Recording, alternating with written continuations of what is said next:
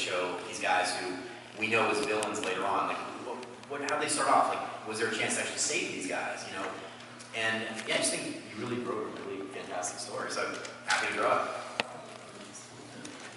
And now check out the covers for issues 3 and 4, both by Olivia. Obviously, the interior pages, we're looking at some Constructicons, but don't worry, there will be some devastation later on. Yeah. Spoiler alert. Yeah. We also have a bunch of other great covers for this program.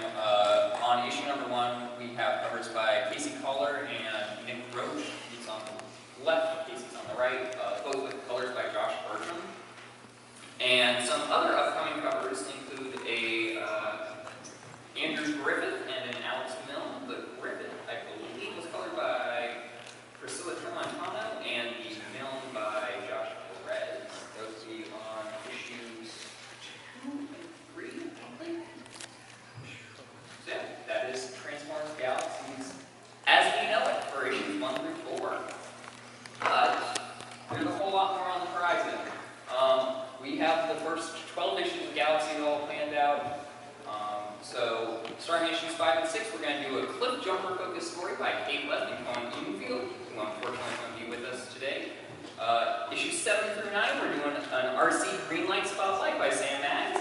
And 10 through 12, we got Ultra Magnus by Brandon Easton. So I'm going to let you guys talk about that a little bit. Sam, what made you gravitate towards RC and Greenlight? So I always loved Transformers, and I was super excited to read the new reboot when you guys put it out this year. I love fresh stories and fresh takes on, like you were saying, characters that we've all kind of thought about for a really long time, but maybe have never thought about where they came from. And when I was reading it, I loved this take on Rubble as the youngest or newest Transformer, but Rubble very quickly becomes not the newest Transformer. We see in one of the issues that RC and Greenlight become mentors to another new, like the true youngest Transformer. And it's only mentioned for like a moment in the background of one of the issues, and I was immediately like, that is the story that I want to tell. Who is this new Seibertronian? How are they adjusting to this world? What is it like having 2 moms? You know, like what is that kind of situation for that Transformer? Like I think it's something that a lot of us can relate to, being born into a war that is burgeoning or happening, and you know, where do you fall? There are probably a lot of people talking to you as a young person, telling you what side to take, what to think, who to believe, and that process of learning how to make up your own mind is really challenging. The other thing that I really loved in these new issues were the reversionists. I don't know about you guys, but I'm like obsessed with cults. Being here obsessed with cults. I listen to cult podcasts like all the time. And I was just like, these guys suck, but they also rule. And I really wanted to. Yeah, I know, right? No, I feel like Their leader's name is Heretic. Heretic. It's so good. Like, I do not want to do a story about that. So, I have this new Seibertronian to sort of shape and mold into a fresh character. I don't know how much we can say about that, but that's like extremely exciting. And then we also have the reversionists and RC and Greenlight, like classic. I have some extra info from that. What's it like working on 2 different but very similar Transformers properties? Great difficulty trying to manage and understand how both interact and how not to spoil either one in the process. It's really tricky. You know, we've talked about this. But Ultra Magnus to me was like, I'm a child of the 80s, so for me, he impacted me from Transformers the movie. The fact that he was the voice of the guy from Unsolved Mysteries. Robert Stack, the late great Robert Stack. There was a line in the 1984 film, 1986 film, where he says, Prime is dying. He says, I pass the Matrix on to you. And Ultra Magnus says, Prime, I'm not worthy, I'm just a soldier. And that's an incredible line, in that moment. And I felt that Ultra Magnus needs a little bit more explanation as a character. As somebody who could, I think, as somebody who loves Optimus Prime, despite the fact that I'm wearing a Decepticon logo, I think Ultra Magnus in a straight fight could take Optimus. He's that powerful. But he doesn't. And there's something to somebody who can beat you and decides not to, who has great strength but holds it back because they believe in something. And this story, I feel, is about him understanding what Seibertron has become versus the halcyon, rose-tinted glasses that he has about Seibertron. He's always off-world, of course. So it's a story about a person slowly becoming slowly realize that person, Autobot slowly realizing that what he thinks the world is, he has to accept what it's become, not what he thinks it is anymore. And that's, for a lot of us, we're idealistic and patriots. Sometimes it's tough to see what we become versus what we want to be. And that's his story. Absolutely. And I think you can see sort of the through line through Sam and Brandon's stories there, which was purely coincidental and just means we're doing this right, I think. Alrighty, moving to other things. So Transformers turns 35 this year. What's turned 35 this year? Well, Ghostbusters. So we are doing what is the coolest and most surprising and ambitious crossovers I think we've done in a long time. Transformers, Ghostbusters. Issues 1 and 2 are on sale now, and we have here Burnham, the writer of it, there at the end. We got our regular Ghostbusters team of Eric, Dan Schoening, and Luis Antonio Delgado to do this crossover, and they are so funny and so perfectly voicing every single character. Eric, I know you're great at writing Bankman and Spangler and all of the Ghostbusters, but I gotta say, I was very impressed with how you write all the Transformers. So far, who has been your favorite Transformer to write? Hands down, Starscream. He's got just the most in it. Characters for that movie, and he certainly does. He's the melodrama plays real well against the deadpan of the Ghostbusters, so I've been having fun with that. I will also say you write an excellent Grimlock. Thank you. So one of the big things that makes this crossover so distinct is that we have Ectotron, or Ectronymous Diametron. Try saying that name 3 times fast. Who is a brand new ghost-busting Transformer with a brand new toy. Eric, can you tell us a little bit about Ectotron and what the process of bringing him to life in the comics was like? Okay, well, all I had was just the image of the toy, and we want to do this story, fit him into the world, figure it out, and well, that was go weird. That's what you gotta do is go as weird as possible, and he has no voice. I didn't figure out the voice for a while until Dan Schoening said, the way you're writing it, you're throwing a lot of Ghostbuster stuff in there. I just hear David Hector's in my head. And then that changed his voice a little bit as the issues go on. So as you read more and more, that voice is going to creep in there. But it was just a matter of bringing a Transformer into the Ghostbusters world and making it fit the weird, which the more I thought about it, wasn't that hard. Because Transformers got pretty weird in the day. And it just, gelled. The story that I think of is as soon as I started working on this, I told Brandon Confidence what I was working on, and his reaction was, but Transformers don't have ghosts. Oh, wait. And then he says, okay, now I can't wait to see it. And it just, everything was merging together. The only real problem I had was there are so many Transformers. So I want to pare down the cast and make it real simple. And then Dan turned in that cover, those the connected covers that you saw, and he threw in like 9 characters. And I said, Dan, this is like a trailer. Where it has scenes that aren't in the movie. Why do you do this to me every time? I'm not actually answering the question because I'm worried that I will spoil something because I've been done with this for like 3 months. And only 2 issues are out. I don't want to say any of the surprises. It's just, it was weird, it was fun, and that's what I really enjoyed about comics. So Michael, from your perspective, what was it like working for Hasbro and doing this crossover, bringing the Ghostbusters into Transformers? Well, I guess it must have been almost a year ago that the toy team came to me and said, we've got this partnership that we're doing. We're gonna make a Transformer out of the Ectotron. Do you think there'd be any chance that IDW might be interested in doing a comic? And I believe my response was, hell yeah. And if they're not, then I'm gonna do it myself. It's just been it's been a huge amount of fun, and all I can think of is, if you grew up in the 80s like I did, and Super Ed did, how lucky were we, right? 35 years ago we had both Ghostbusters and Transformers. I feel bad for kids today. No, it was such a huge fun sort of, distraction's not the right word, but the work that we do, it's fun and it's creative, but it's also really hard. And this was just the most fun I think I've had in a long time, just working on a project and seeing those scripts were just brilliant and capture the voice of both characters.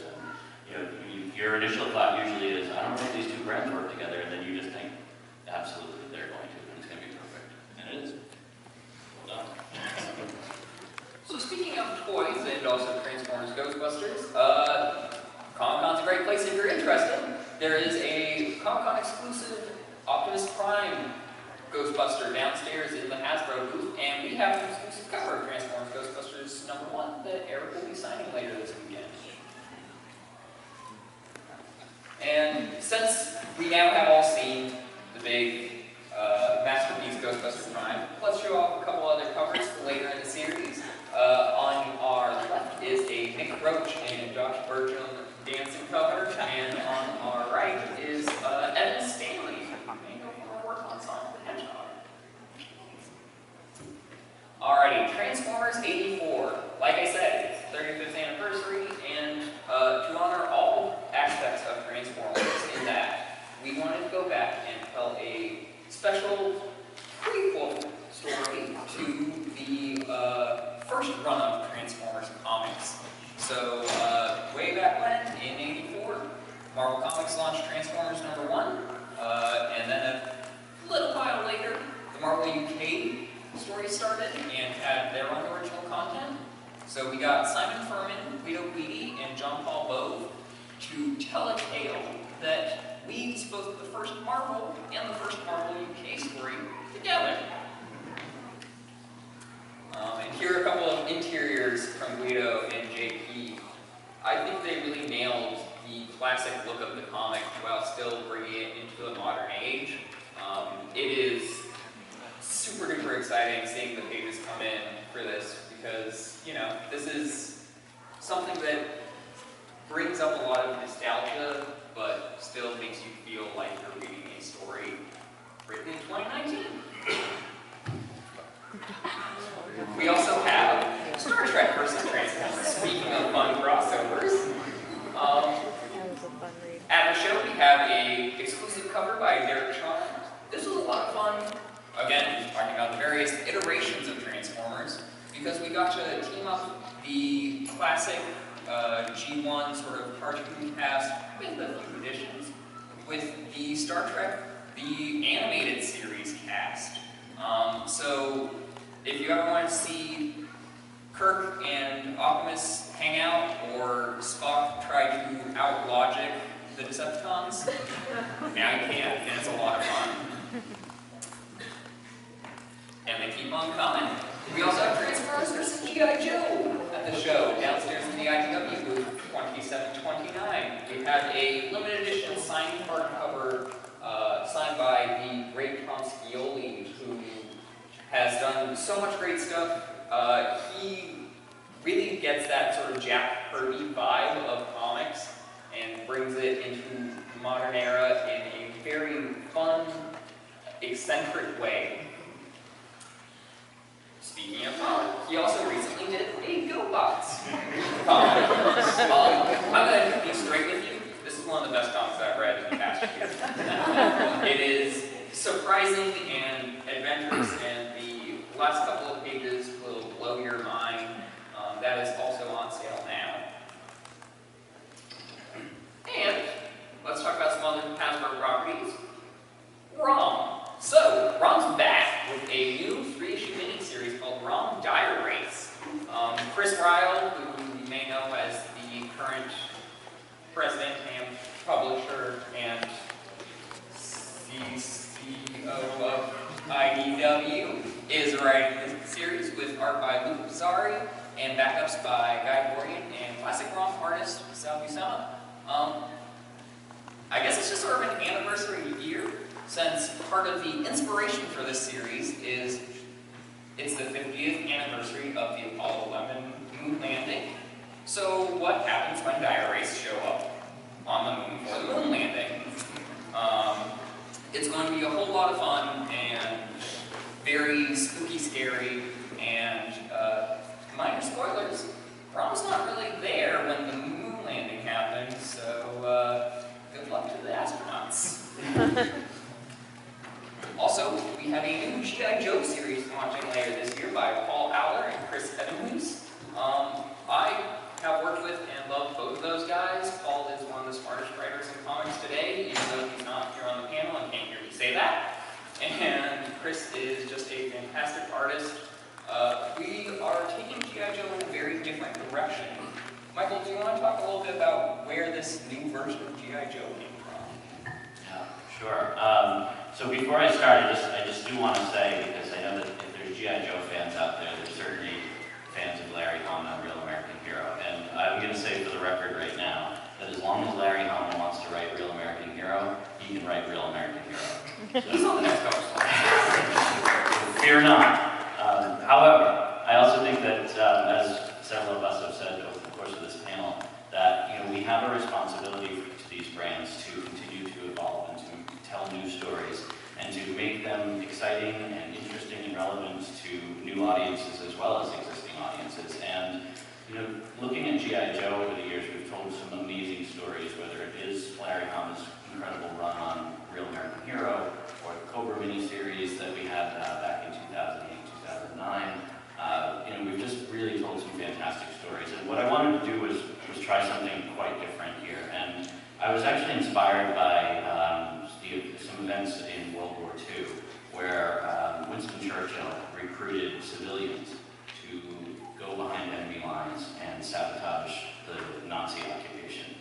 And these people were literally just like you and me. I mean, they were shopkeepers and beauticians, and it was actually the only part of the armed forces that was both male and female. So it was this really inspiring, amazing people, and they've been credited with potentially taking 6 to 9 months off of the length of the war by their activities.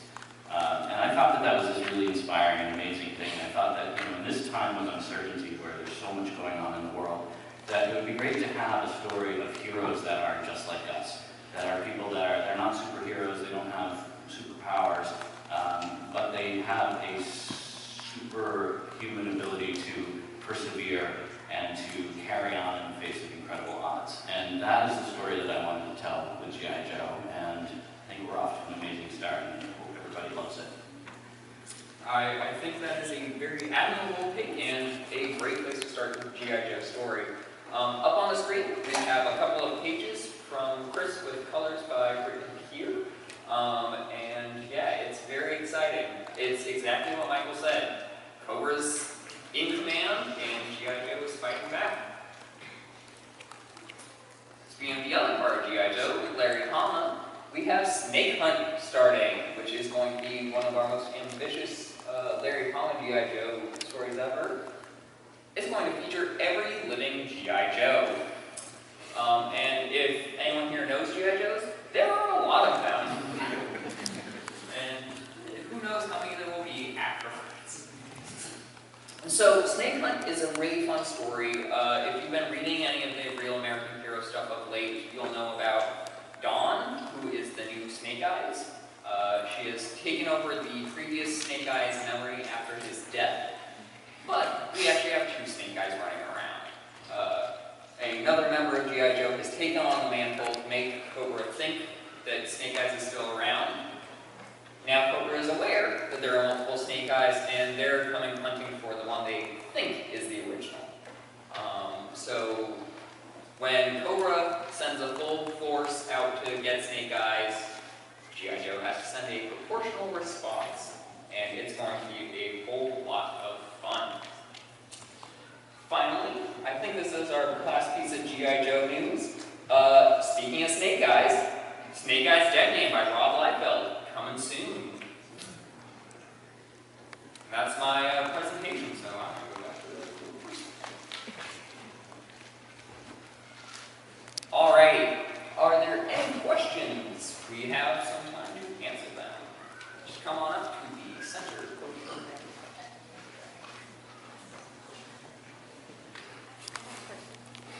One thing that I always wonder when it comes to series where like there are many different kinds of writers and they're all talking about like their own take on each character. Like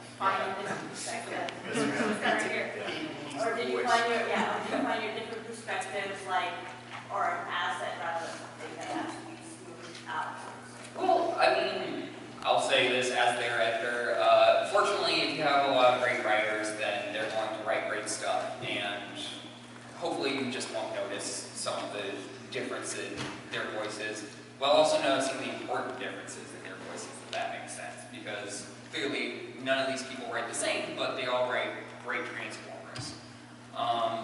So a part of it is I'm an editor, and I have essentially a wall at my desk. If you've ever seen that meme of Charlie and It's Always Sunny in Philadelphia, where he has the conspiracy board behind him, that's how we keep track of everything.